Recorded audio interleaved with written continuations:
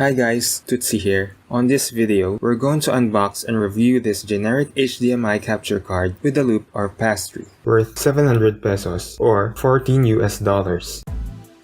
On the box, there's the HDMI logo, an image of the product itself, and a product description. There's no branding or product name. Let's open it up. Right off the bat, you'll see the capture card itself in a wrapper.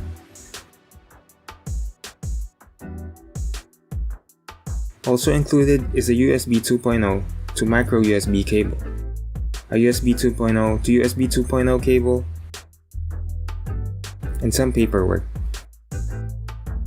There's no HDMI cable included, so make sure that you have an extra HDMI cable to use the pass-through.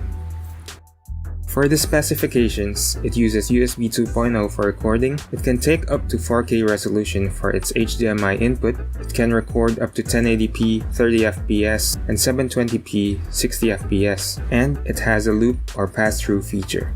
It's small, light, and its body is made of plastic.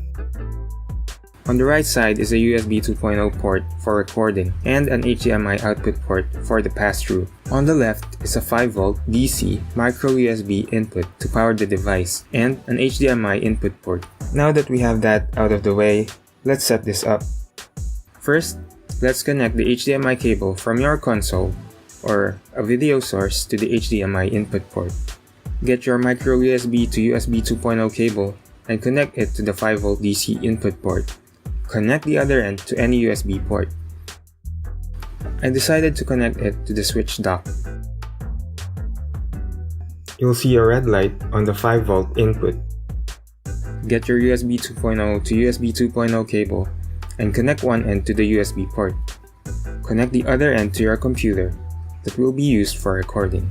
If you're going to use the pass-through, just connect another display to the HDMI output port. For the Nintendo Switch, make sure the dock indicator is lit.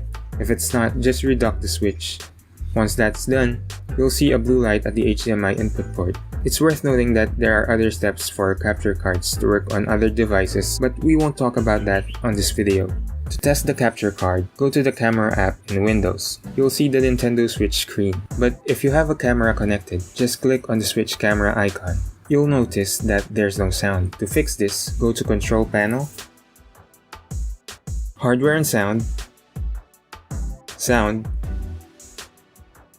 then go to the Recording tab. Right-click on the Digital Audio interface and click Properties. Go to the Listen tab and check Listen to this device. Click Apply, then OK. Go back to the camera app and check if you hear the Nintendo Switch's audio.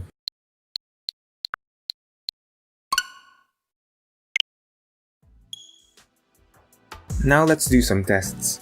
First, I'll estimate the latency of the capture card, then show you some sample recording at 1080p and 720p. For the latency test, I use a laptop to record my desktop computer screen. What you see on my computer screen is just a slideshow. After counting the number of frames between the appearance of the square, I found that the latency is 133 milliseconds. Now, here are some sample recordings. Start!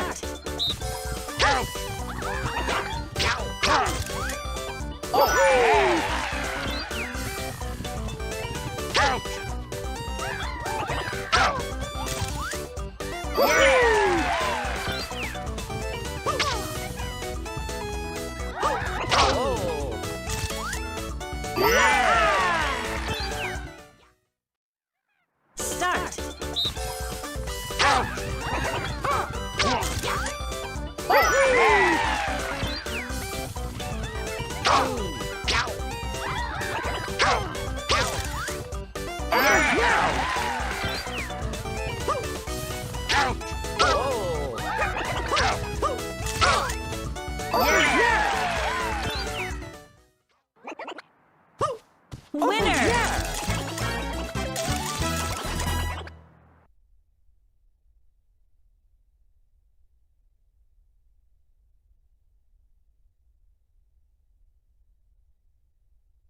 Overall, this capture card records good quality with decent latency for only 700 pesos.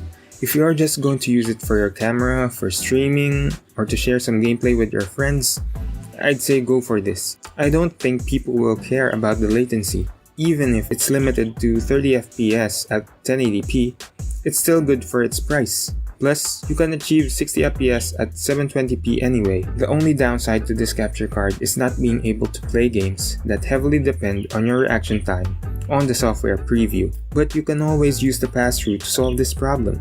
I would really recommend this, especially for people who are in a tight budget. Thanks for watching, and like if you enjoyed this video, and subscribe for more gaming, art, and other content.